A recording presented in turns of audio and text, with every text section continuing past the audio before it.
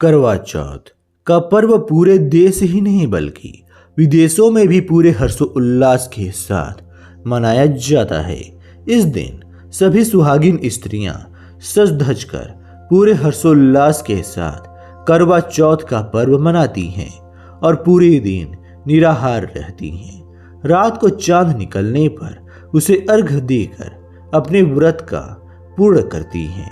क्योंकि इस व्रत में निराहार रहा जाता है तो रात्रि में भोजन करने के बाद यह व्रत पूर्ण हो जाता है।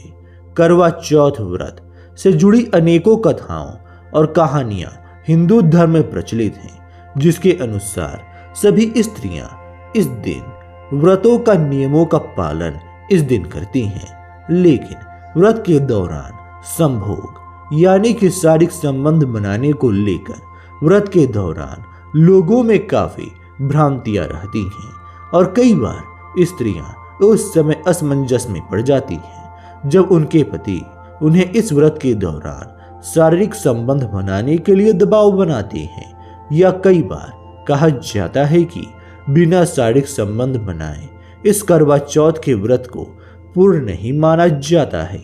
तो चलिए जानते हैं करवा चौथ व्रत के दौरान लोगों को शारीरिक संबंध बनाने चाहिए या फिर नहीं बनाने चाहिए।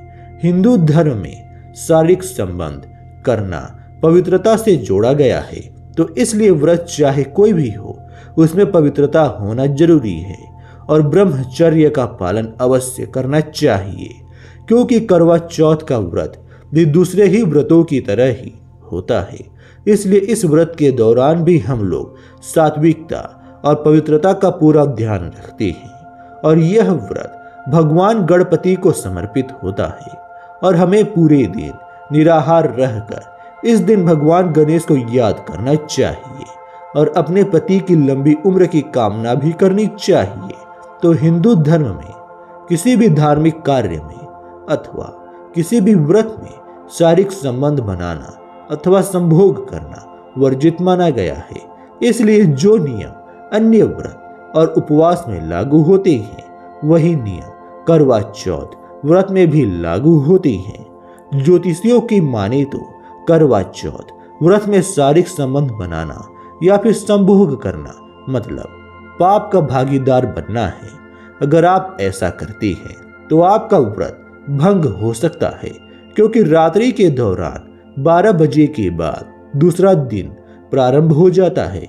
इसलिए अगर आप चाहते हैं तो आप दोनों का यानी पति पत्नी का मन संभोग के लिए कर रहा है तो आप रात्रि 12 बजे के बाद शारीरिक संबंध यानी संभोग कर सकते हैं। हिंदू धर्म ही नहीं बल्कि दूसरे अन्य धर्मों में भी व्रत उपवास के दौरान शारीरिक संबंध बनाना वर्जित माना गया है। वहीं इस्लाम धर्म में भी रोजे के दौरान शारीरिक संबंध और संभोग करने को वर्जित माना गया है।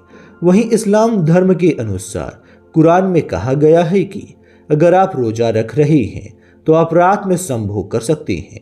इसी तरह से बौद्ध धर्म में भी व्रत के दौरान संभोग करने पर पूरी तरह से पाबंदी है और ईसाई धर्म में ही एकमात्र ऐसा धर्म है जिसमें कभी भी शारीरिक संबंध बनाने को गलत नहीं माना जाता।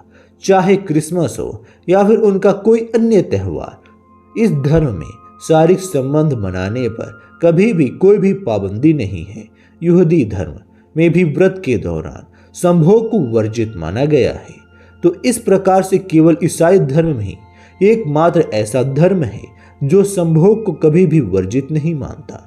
वहीं करवा चौथ व्रत और हिंदू धर्म में पवित्रता का विशेष ध्यान रखना चाहिए।